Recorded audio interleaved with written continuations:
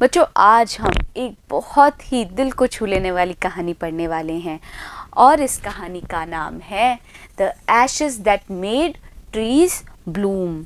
वो राख जिसके कारण से पेड़ों में भी फूल आ गए। अब अजीब सा है ना ये शीर्षक। बच्चों ये जो कहानी है ये लिखी है विलियम एलियट ग्रिफिथ्स ने। तो अब ये कहानी किस बारे में है चलो जानते हैं। देखिए दिस इज़ अ स्टोरी, ये जो कहानी है वो किसके बारे में है? About an honest and hard working old couple. वो यानी कि ये जो कहानी है वो है एक ईमानदार और हार्ड वर्किंग यानी कि मेहनती बूढ़े जोड़े के बारे में। एंड देयर पेट डॉग, और उनके पालतू कुत्ते के बारे में। द नेबर्स आर ट्रबलसम, जो उनके पड़ोसी हैं वो परेशान करने वाले हैं। And the dog dies a sad death, और जो डॉग है उसकी क्या हो जाती है बच्चों? मृत्यु हो जाती है। द स्पिरिट, जो आत्मा है ऑफ द डॉग, उस कुत्ते की, gives solace and support to his master in unexpected ways. तो जो कुत्ते की आत्मा है ना बच्चों, वो शांति और सहारा प्रदान करती है अपने मालिक को एक अनअपेक्षित तरीकों से। भाई कैसे तरीके और क्या है ये कहानी? चलो करते हैं बच्चों इस कहानी के पहले भाग की शुरुआत। देखो, in the good old days of the daimyos. तो बच्चों बहुत पुरानी बात है ये, जब क्या होते थे? डियामोस होते थे। डियामोस कौन होते हैं? जापान के धनी ज़मींदार। तो ये जो कहानी है ये कहाँ की है? भाई जापान की है। तो जापान में जब धनी ज़मींदार हुआ करते थे, there lived an old couple whose only pet was a dog. तब वहाँ पर रहा करता था एक बूढ़ा कपल, एक बूढ़ा जोड़ा, जिनका क्या था? उनका केवल एक पेट था यानी कि पालतू जानवर था। और वो कौन था? अ लिटिल डॉग, एक छोटा सा कुत्ता।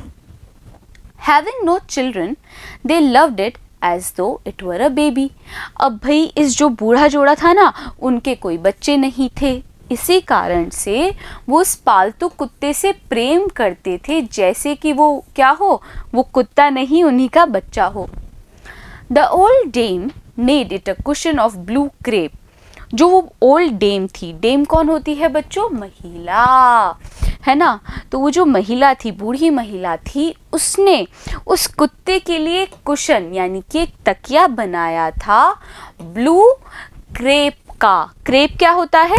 एक प्रकार का रेशमी कपड़ा होता है। तो भाई ये जो बूढ़ा जोड़ा है ना, वो इस कुत्ते से इतना प्रेम करते हैं कि उस कुत्ते के लिए एक खास तकिया बनाया एक प्रकार के रेशमी कपड़े का।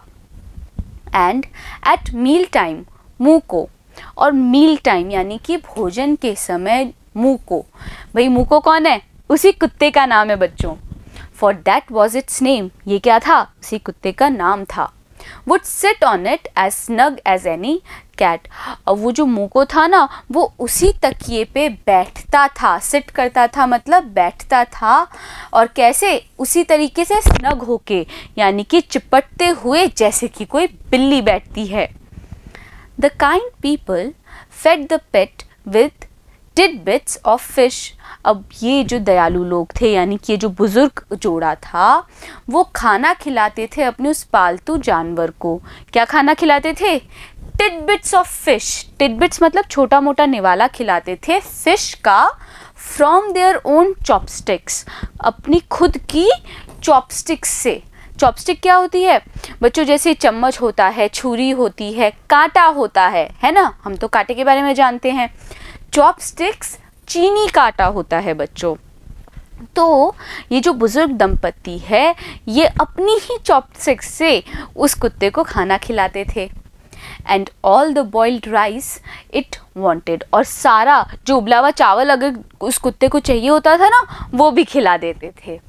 तो बच्चों यहाँ पे हमने क्या क्या वर्ड्स पढ़े हैं, चलो रिवाइज करते हैं। देखो, डियामोस यानी कि जापान के धनी जमींदार।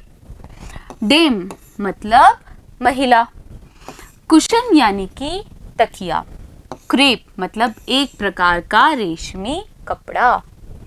मील टाइम होता है भोजन का समय। स्नग मतलब चिपटना, काइंड मतलब दयालु। टिडबिट्स क्या होता है?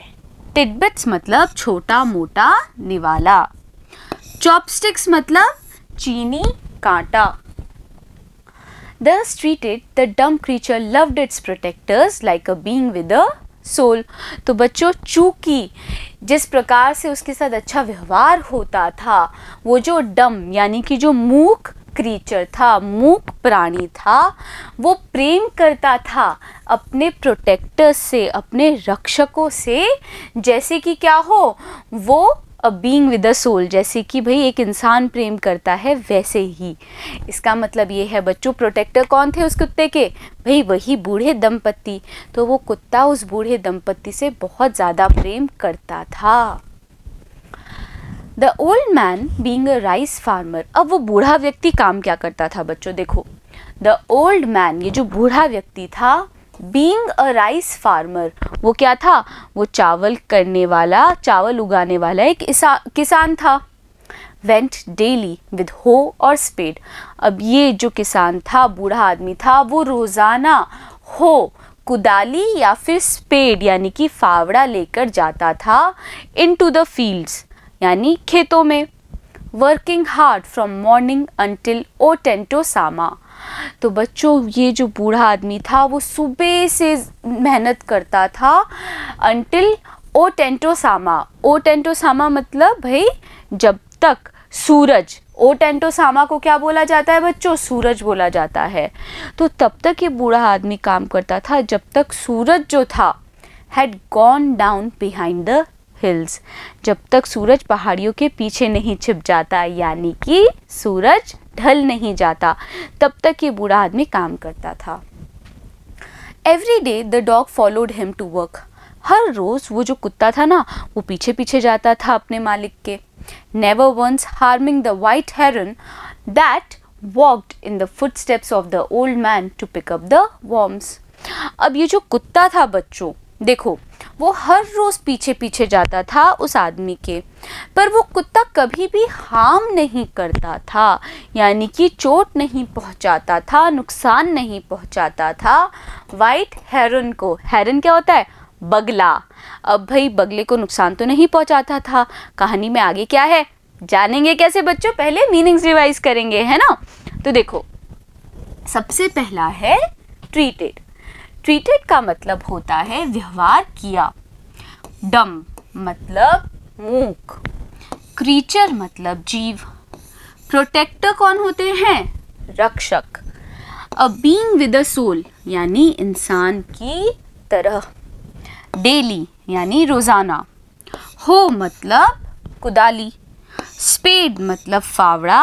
हार्मिंग मतलब नुकसान पहुंचाना। हेरन यानी कि बगला। That walked in the footsteps, तो वो जो बगला होता था ना बच्चों, वो उस किसान के फुटस्टेप्स पर यानी कि पद चिन्हों पर चलता था, ताकि क्या कर पाए?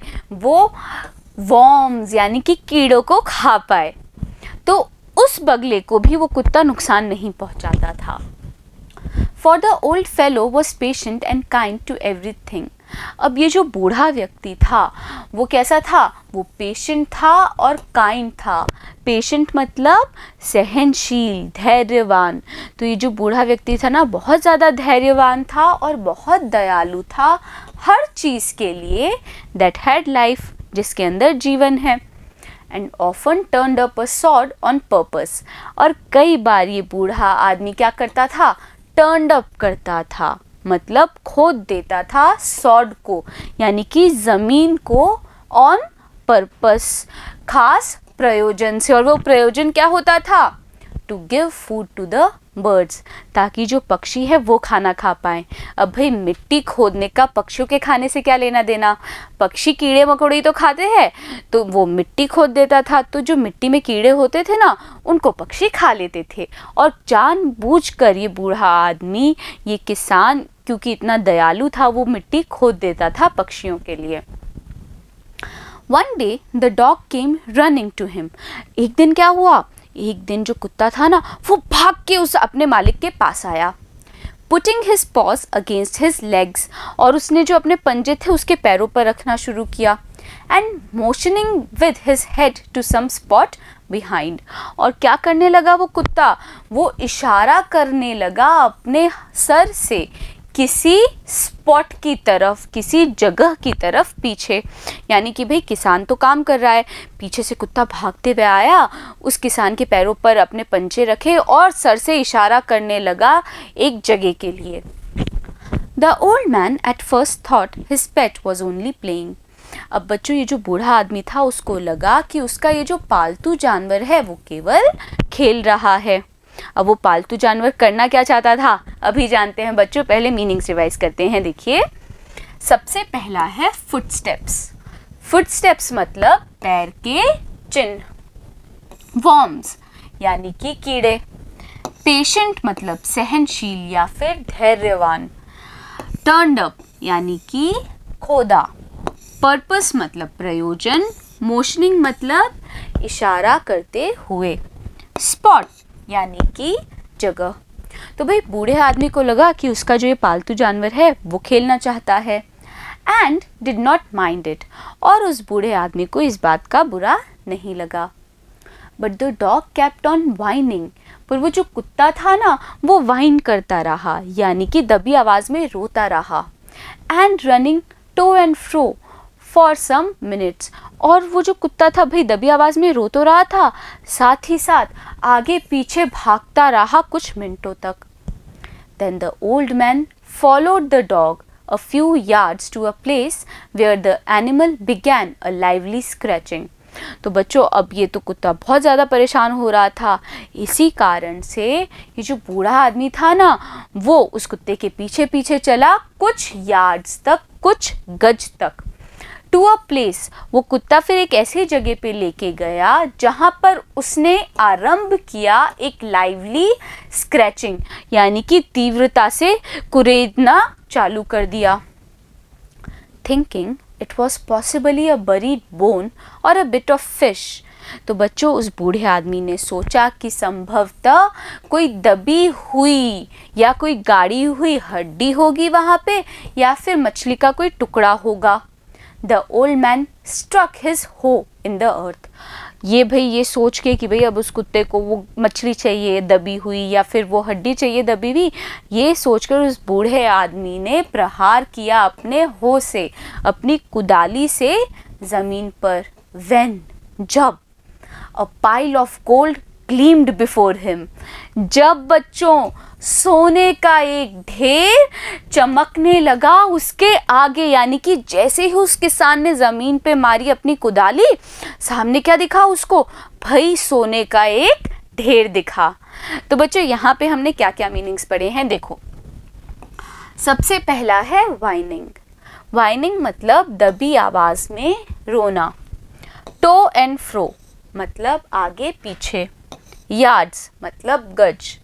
लाइवली मतलब तीव्र। स्क्रैचिंग मतलब कुरेदते हुए। पॉसिबली मतलब संभवतः। बरीड यानी कि गाड़ा हुआ। स्ट्रक मतलब प्रहार किया। हो यानी कुदाली। पाइल मतलब ढेर, और ग्लीम्ड यानी कि चमका। तो बच्चों उस कुत्ते ने खजाना ढूंढवा दिया है उस बूढ़े अपने मालिक को। अब क्या करेंगे मालिक उस खजाने का, जानेंगे हम अगले वीडियो में। बने रहिएगा मेरे साथ, मिलते हैं अगले वीडियो में।